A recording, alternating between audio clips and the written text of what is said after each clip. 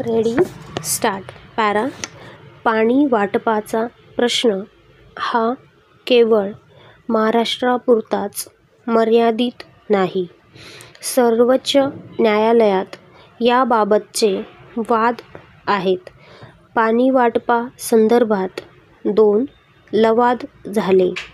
आता तिसऱ्या लवादाची मागणी आम्ही करीत आहोत, असे माननीय मुख्यमंत्री यांनी पत्रकार परिषदेत सांगितले. पॅरा. ते म्हणाले, पुढच्या 3 महिन्यात राज्यातल्या दुष्काळी स्थितीवर मात करण्यासंदर्भात मी प्रामुख्याने लक्ष घालीन. महाराष्ट्रात अनेक ठिकाणी पैसेवारी फार कमी आहे. एकीकडे राज्यात दुष्काळ असल्याचे मी सांगत आहे, पण दुसरीकडे केंद्र शासनाने पत्र आले आहे, महाराष्ट्रात दुष्काळ नाही असे केंद्र सरकार त्यात म्हणते. वास्तविक केंद्र शासनाचे 2 वेळा पथक येथे आले होते. त्यानंतरही ते दुष्काळ नाही असे म्हणतात. लोकसभेतही याबाबत मी प्रश्न विचारला होता.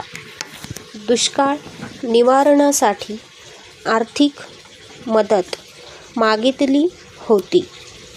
ते पुढे म्हणाले, सर्वांना बरोबर घेऊन मी काम करू इच्छितो. अतिशय कठीण आर्थिक स्थितीतून महाराष्ट्र जात आहे. अनेक कोटी रुपयांचे कर्ज आहे. बऱ्याच वेळेस राज्यावर अशी कर्जे असतात. त्यातून मार्ग काढण्याची मला पूर्ण खात्री आहे. त्यासाठी माझे नजीकच्या काळातील व दीर्घकालीन उपायांचे नियोजन असेल. आर्थिक शिस्त लावण्यासाठी काय करणार हे एकदम सांगता येणार नाही. बऱ्याच गोष्टी जाहीरपणे बोलता येत नाहीत, पण शिस्तीसाठी मी जरूर प्रयत्न करीन.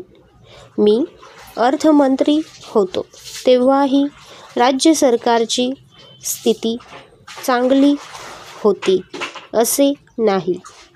स्थिती वाईट होती म्हणूनच शून्याधारित अर्थसंकल्प सुरू करावा लागला होता. तेव्हा अतिरिक्त विक्री कर व अधिभार लावला होता. जी कठीण शिस्त लावली होती ती राज्य सुधारले तेव्हा सैल केली. सहकारासंदर्भातील भूमिका सांगताना ते म्हणाले की सहकारी चळवळीबद्दल माझा दृष्टिकोन नेहमी सहकाराचा राहील. ही चळवळ टिकली पाहिजे. जर त्यातही लोक काही प्रमाणात इकडे तिकडे करत असतील तर त्यांनाही बरोबर केले पाहिजे. स्टॉप.